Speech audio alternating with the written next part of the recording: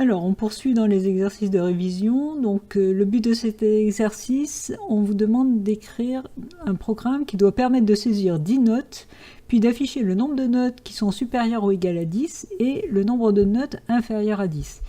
Et il n'est pas demandé de contrôler la saisie. Le but, c'est plus de faire de la révision là sur la boucle déterministe. Vous essayez de faire l'exercice et on voit ensemble tout de suite la correction. Alors, on a besoin de saisir 10 notes. Donc, il va falloir mémoriser dans une variable note à chaque fois chaque note saisie. Donc, bon, int ou float, aucune importance. Je vais déclarer en int.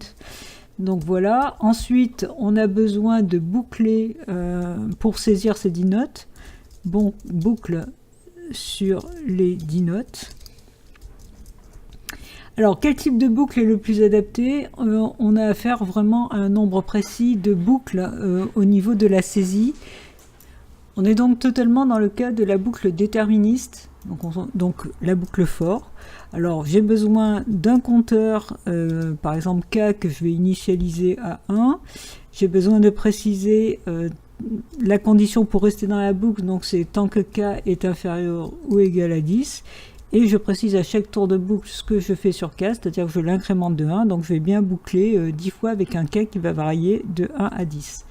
Dans la boucle, comme d'habitude, je vais faire donc la saisie de la note. Alors, pour saisir, j'affiche toujours un message à l'utilisateur pour qu'il puisse savoir ce qu'il doit saisir.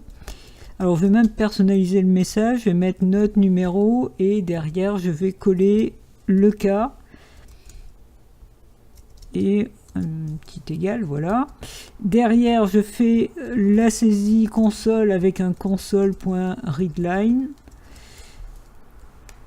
Alors, bien évidemment, la saisie console, il faut que je l'affecte dans une variable, donc dans ma variable note. Cette variable est de type int, donc il faut que je parse la saisie pour transformer le string en int. Voilà. Alors, maintenant j'ai saisi ma note. Je vous rappelle que ce que je veux compter, c'est à la fin, il faut que j'affiche le nombre de notes au-dessus de la moyenne, enfin supérieur ou égal à 10, et le nombre de notes inférieur à 10. Alors, si vous avez cherché l'exercice, la question est de savoir est-ce que vous avez utilisé un compteur ou deux compteurs. Évidemment, dans ce cas, un compteur suffit. Pourquoi? Parce que une fois que vous avez le nombre de notes supérieur ou égal à 10, forcément, vu que vous avez saisi un nombre précis de notes, ça sera facile d'avoir le nombre de notes inférieur à 10.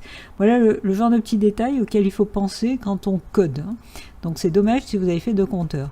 Alors, je vais utiliser un compteur que je vais devoir initialiser à 0. Donc, je vais l'appeler nbsup et je vais l'initialiser à 0. Alors pourquoi? Parce que ce nbsup, je vais l'incrémenter à chaque fois que je tombe sur une note au-dessus de la moyenne. Donc compte le nombre de notes supérieures ou égales à 10. Alors pour cela, il faut que je fasse un test sur la note que je viens de saisir. Donc je vais regarder si la note que je viens de saisir est supérieure ou égale à 10. Et si c'est le cas, à ce moment-là, je vais tout simplement incrémenter nbsup en faisant nbsup++. Et ça me permet donc à chaque fois que j'ai une note supérieure à 10, d'ajouter 1 dans nbsup. Donc à la fin de la boucle, une fois que je suis sorti, j'ai saisi mes 10 notes et je vais pouvoir affichage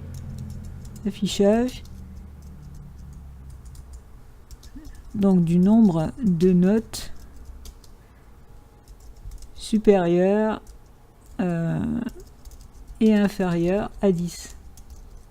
Les deux compteurs qu'on me demande, inférieurs à 10. Les deux comptes qu'on attend. Donc là, je vais tout simplement faire un console.writeLine et je vais préciser, donc, avec les guillemets c'est mieux. Voilà, donc je vais préciser le nombre de notes supérieur ou égal à 10 et ce nombre de notes, je l'ai directement dans ma variable nbsup et derrière je vais préciser aussi la deuxième information qu'on me demande, c'est-à-dire le nombre de notes. J'aurais pu faire un copier-coller, ça aurait été plus rapide, mais bon. Donc le nombre de notes inférieur à 10. Et là, voilà. Et là, comment j'obtiens ce nombre de notes? Eh bien, par un calcul. Alors, je vous rappelle que quand on fait un calcul directement dans l'affichage, il faut le mettre entre parenthèses. Donc, ce calcul, c'est quoi? Ben, je sais que j'ai saisi 10 notes et je sais qu'il y en a NB sup qui sont supérieures à 10.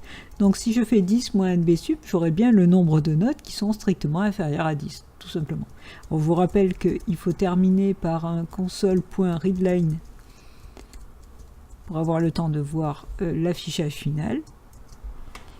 Voilà, on a terminé. On va pouvoir exécuter pour vérifier comment fonctionne le programme. Alors la fenêtre s'est affichée d'exécution, donc on va me demander 10 notes, donc je vais saisir plusieurs notes, donc 14, 12, 8, 5, 18, 10, 6, 2, 19 et 18 par exemple.